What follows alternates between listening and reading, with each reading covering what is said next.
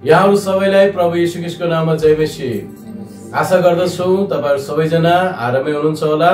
आज हामी थ्याङ्क्स गिभिङको जुन दिन छ यो महिना र यो महिनाभरि हामीले चाहिँ यो धन्यवादको महिनाको रूपमा हामीले लिने गरेका छौं। परमेश्वरलाई धेरै धन्यवाद होस् जसले हामीलाई यो वर्षभरिमा 2025 भरिमा उहाँले हामीलाई आउने बिमारी, गरिबी, आपद, विपद हरेक परिस्थितिबाट सम्हाल्दै ल्याउनु भयो। यसको लागि परमेश्वरलाई म र मेरो परिवारले हामी हृदयदेखि धन्यवाद दिन्छौं। र जसै गरी परमेश्वरले हामीलाई सेवकाईको अन्तरालयमा पनि धेरै चुनौतीहरूको बावजुद पनि परमेश्वरले हामीलाई सम्हाल्नु भयो, सहायता मद्दत गर्नुभयो। यसको लागि म परमेश्वरलाई हाम्रो परिवारले हामी धन्यवाद दिन चाहन्छौं। र हाम्रो लागि आजको दिन चाहिँ यो वर्षको अन्तिममा हाम्रो लागि आजको दिन चाहिँ उत्सवको दिन रहेको छ र परमेश्वरलाई हामी धन्यवाद दिन्छौं। र बाइबलमा पनि हामी यस्ता थुप्रै कुरा पाउँछौं। यो धन्यवादको महिनामा आजको चर्चमा शनिबारको संगतिमा चर्चमा हामीले परमेश्वरलाई हामीले ओटले मात्रै धन्यवाद दिनौं। हामीले आफूले जे कुरा कमाइबाट जेबाट हामी सक्छौं, जे कुराबाट हाम्रो खेती बालीबाट जेबाट हामी सक्छौं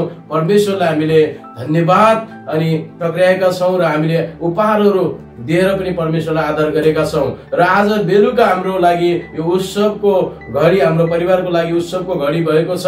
यसकारणले बाइबलमा हामी पाउँछौं परमेश्वरले अनि साँच्चै नोहको जीवनमा परमेश्वरले एउटा यो परिवारलाई बचाउनु भयो जलप्रलयबाट र परमेश्वरले उनलाई जलप्रलयबाट बचाउनु भयो। यसकारणले हामी बाइबलमा पाउँछौं उत्पत्ति 8 को 20 देखि 21 मा पाउँछौं। त्यहाँनिर हामी पाउँछौं कि नोहले चाहिँ आफ्नो परिवारलाई चाहिँ स्वयं परमेश्वरको अगाडि ल्याएर आए। आज हाम्रो परिवार चाहिँ हामी तपाईहरुको अगाडि आएर परमेश्वरलाई धन्यवाद दिने अवसर हामीलाई परमेश्वरले दिनुभएको छ। जसरी नोहले आफ्नो परिवारलाई परमेश्वरको सामु ल्याए त्यसरी हामी पनि परिवार सहित परमेश्वरको सामु आएर हामी यो वर्षभरि हामीलाई सुरक्षा दिनुहुने परमेश्वरलाई ताली बजाएर धन्यवाद दिन चाहन्छौं। परमेश्वर महान हुनुहुन्छ, उहाँ धन्यवादको योग्य हुनुहुन्छ। उहाँलाई जतिसुकै धन्यवाद दिए पनि कम छ, तर पनि हामीलाई परमेश्वरले यो वर्षभरि सम्हाल्नु भएको लागि धन्यवाद दिन चाहन्छौं। जसै नोहले बलिदान गरिसकेपछि परमेश्वरले उनको बलिदानको सुगन्ध अनि वासना लिनु भएपछि परमेश्वरले मानिसलाई आशीष दिने निर्णय गर्नुभयो र उनको परिवारलाई आशीष दिने निर्णय गर्नुभयो। अनि जुन कुरा हामीले धन्यवाद दिन्छौं त्यसले हाम्रो आशीषलाई चाहिँ परमेश्वरले हामी जब धन्यवादी हुन्छौं परमेश्वरमा तब परमेश्वरले हामीलाई आशीष दिने निर्णय गर्नुहुन्छ, हाम्रो परिवारलाई आशीष दिने निर्णय गर्नुहुन्छ। त्यसकारणले धन्यवाद दिने कुराले परमेश्वरलाई प्रसन्न बनाउँछ। त्यसकारणले आज हामी परिवार सहित बसेर परमेश्वरलाई हामी धन्यवाद दिन्छौं कि परमेश्वर कति भला हुनुहुन्छ, कति महान हुनुहुन्छ अनि साँच्चै परमेश्वर महान हुनुहुन्छ। जसै यिनीहरूले धन्यवादको बलिदान चढाए अनि होम बलिदान चढाए, साँच्चै परमेश्वरले उत्पत्तिको पुस्तक 9 अध्यायमा आएर यिनको नोहको परिवारलाई फल्दै फुल्दै वृद्धि हुन जानको लागि आशीषका कुरा बोल्नु भयो। अनि साँच्चै धन्यवादले परमेश्वरलाई खुसी तुल्याउँछ। त्यसकारणले हामी पहिलो थेसलोनिकेको पुस्तक 5 को 18 पदलाई हामी पाठ गर्नेछौं। यति बेला सबै परिस्थितिमा धन्यवाद देऊ, सबै परिस्थितिमा धन्यवाद देऊ, किनकि ख्रीष्ट येशूमा तिमीहरूका लागि परमेश्वरको इच्छा यही हो। सबै परिस्थितिमा हुन सक्छ आज तपाईको परिस्थिति परमेश्वरलाई धन्यवाद दिने खालको छैन होला। तपाईको परिस्थिति कठिन अवस्थामा तपाई हुनुहुन्छ होला। हुन सक्छ यो वर्षभरि तपाईको जीवनमा कुनै पनि तपाईले आफ्नो जीवनमा तपाईले आशीषका कुराहरू देख्नु भएको छैन होला आफ्नो जीवनमा। तर पनि बाइबलले भन्दछ जस्तो सुकै परिस्थिति तपाईको जीवनमा आए तापनि त्यो परिस्थितिमा पनि कठिन परिस्थितिमा पनि परमेश्वरलाई धन्यवाद दिन नछोड्नुहोस्। हालेलुया। परमेश्वरलाई धन्यवाद दिनुहोस्। एक बेलाको समयमा हाम्रो थुप्रै जीवनमा कठिनाई, थुप्रै चुनौतीहरूको सामना गर्दै हामी यस जग्गामा परमेश्वरले हामीले त्यो कठिनाईको अवस्थामा पनि हामीले परमेश्वरलाई धन्यवाद दिन छोडेनौं। त्यसकारणले परमेश्वरले आज हामीलाई आफ्नै घरमा उहाँहरूलाई महिमा दिनको लागि आफ्नो एउटा सुन्दर घर जुटाइदिनु भएको छ। एक बेला हाम्रो अवस्था थियो हामीलाई एकदमै अरूको घरमा हामी भाडामा हुँदै बेला पनि कठिन अवस्थामा पनि हामी परमेश्वरलाई भाडामा बस्दै गर्दा पनि हामी परमेश्वरलाई धन्यवाद दिन छोडेनौं। कठिन अवस्था थियो तर परमेश्वरलाई धन्यवाद होस् जसले आज हामीलाई असल घर दिनुभएको छ। यसको लागि म परमेश्वरलाई र मेरो परिवारले परमेश्वरलाई धन्यवाद दिन्छौं। परमेश्वरले उत्तम उत्तम कुराले हामीलाई आशीष गरिराख्नु भएको छ। यसको लागि परमेश्वरलाई धेरै धन्यवाद दिन चाहन्छौँ। जस्तो सुकै परिस्थिति आशिष दिए तापनि आशिष नदिए तापनि परमेश्वरलाई हामीले धन्यवाद दिन छोड्नु हुँदैन। कठिन परिस्थितिमा जब हामी परमेश्वरलाई धन्यवाद दिन्छौँ परमेश्वरले त्यति बेला झन् हाम्रो आशिषलाई दुगुना बनाइदिनुहुन्छ। त्यसकारणले आउनुहोस् हामी अय्युबको पुस्तक 1 अध्याय त्यसको 21 पदलाई पनि हामी पाठ गर्नेछौँ।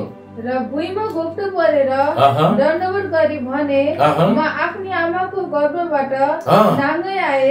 अय्युबले भन्छन् म आफ्नी आमाको गर्भबाट नाङ्गै आए अनि म नाङ्गै फर्केर जानेछु। म नाङ्गै फर्केर जानेछु। परमप्रभुले दिनुभयो। परमप्रभुले जे कुरा मलाई आशिष दिनुभएको थियो अनि परमप्रभुले लानुभयो। परमप्रभुले नै आशिष मेरो कुराहरूलाई लिनुभयो। परमप्रभुको नाउँ धन्यको होस्। परमप्रभुको नाउँ धन्यको होस्। अथवा अय्युबले कठिन अवस्थामा पनि उनी त्यति बेला जब धन्यको परमप्रभुको नाम धन्यको होस् भन्ने अवस्थामा भन्ने बेला उनी कठिन परिस्थितिमा थिए। उनको सबै कुरा गुमिसकेको थियो। तर त्यस्तो कठिन अवस्थामा पनि अय्युबले परमेश्वरको नाउँलाई धन्यको भने। हालेलुया। यसै कारण याद गर्नुहोस्, यसै कारणले त्यो कठिन अवस्थामा जब उनले परमेश्वरलाई धन्यवाद चढाए, खराब परिस्थितिमा परमेश्वरलाई धन्यवाद चढाए, यसैले होला साँच्चै परमेश्वरले यसपछि उनको जीवनमा दुगुना आशिष दिनुभयो। उनको सम्पत्ति सबै कुरा परमेश्वरले दुगुना गरिदिनु भयो। र याद गर्नुहोस् मण्डली परिवार, जब हामी परमेश्वरमा धन्यवादी हुन्छौँ कठिन परिस्थितिमा, हुन सक्छ तपाईको परिस्थिति अहिले खराब होला, तपाईको जीवनमा सबै कुरा उल्टो भइरहेको होला, तर पनि परमेश्वरलाई धन्यवाद दिन नछोड्नुहोस्। कतिपल्ट हामी कसैले गिफ्ट उपहार दियो भने धन्यवाद दिन्छौँ, तर अय्युबले यहाँ चाहिँ केही आफ्नो जीवनमा सबै कुरा गुम्दा पनि धन्यवादी भएका छन्। हाम्रो जीवनमा कति बेला कठिन परिस्थिति आउँछ, त्यति बेला पनि हामी परमेश्वरलाई धन्यवाद दिनुपर्छ। र परमेश्वरले हामीलाई दिएपछि पनि झनै हामीले उहाँलाई धन्यवाद दिनुपर्छ। र आजको दिन हाम्रो लागि तपाईले देख्नु भएको छ, हाम्रो अगाडि थुप्रै कुराहरू, हाम्रो लागि खानेकुराहरू अनि हाम्रो अगाडि राखेका छौँ। हामी किन आज यो खानेकुरा सहित तपाईको अगाडि हामीले वचन प्रचार गर्ने निर्णय गर्यौं भन्दा किनकि परमेश्वरले हामीलाई असल कुराहरू दिनुभएको छ र हामी असल कुराले हामी आनन्द मनाउन जरुरी छ। पहिले त्यसैले यो 5:18 भन्दा अगाडि तपाईले पढ्नुभयो भने त्यहाँ पाउनुहुन्छ प्रभुमा आनन्द गर, आनन्द गर्ने कुरा छ। हालेलुया। हामी कतिपल्ट जीवनमा हामी दुःख रुई हाम्रो जीवन जान्छ, तर याद गर्नुहोस् विश्वासी परिवारहरू हाम्रो जीवनमा पनि यस्तो समय परमेश्वरले ल्याउनुहुन्छ जो हामी आनन्द गर्न सकौं र प्रभुमा भएर आनन्द गर्न जरुरी छ। हालेलुया। संसारमा थुप्रै किसिमको आनन्द मानिसहरूले लिइरहेका छन्, तर प्रभुमा भएर गर्नु आनन्द फरक छ। र हाम्रो बीचमा जति पनि यो कुराहरू छ परमेश्वरलाई हामी धन्यवाद दिँदै हामीले यो कुराहरू लिनेछौँ, खानेछौँ र परमेश्वरलाई महिमित पार्नेछौँ। त्यसकारणले जब हामी जस्तो सुकै परिस्थिति हाम्रो जीवनमा आए तापनि आनन्द होस्, दुःख होस्, सुख होस्, हरेक परिस्थिति आए तापनि परमेश्वरलाई धन्यवाद दिन हामीले छोड्नु हुँदैन। यो गर्नाले हाम्रो आशिष चाहिँ दुगुना हुँदछ। परमेश्वरले आज थ्याङ्क्स गिभिङको यो समयबाट परमेश्वरले आज हाम्रो परिवारमा परमेश्वरले आशिष दिनुभएको छ। अझै हामी परमेश्वरलाई धन्यवाद दिन्छौँ र यसरी नै यो महिना जुन हाम्रो अन्तिम यो महिना छ, यो महिनामा हामी परमेश्वरलाई धन्यवाद दिन्छौँ र यो महिना चाहिँ धन्यवादको महिना हो र परमेश्वरलाई धेरै धन्यवाद होस्। हाम्रो जीवनमा दुःख सुख हरेक परिस्थितिमा उहाँ हामीसँग होइदिनु भएको लागि परमेश्वरलाई एकपटक फेरि पनि धन्यवाद दिनेछौँ। र आज हामीले जुन पनि हाम्रो अगाडि परमेश्वरले जुटाइदिनु भएको छ, हाम्रो लागि असल कुराहरू जुटाइदिनु भएको छ, यो कुराहरू हामीले लिएर परमेश्वरलाई अझै धन्यवाद दिनेछौँ। परमेश्वरले तपाईहरु सबैलाई आशिष दिउन् र तपाईहरु पनि आफ्नो घरमा बस्दै गर्दा तपाईले पनि परमेश्वरलाई यसरी आफ्नो परिवारमा बसेर यसरी खुसी आनन्द साथ प्रभुमा आनन्द भएर परमेश्वरलाई धन्यवाद दिन सक्नुहुन्छ। परमेश्वरले आजको यो वचनबाट सबैलाई प्रशस्त मात्रामा आशिष दिउन्। जय मसीह।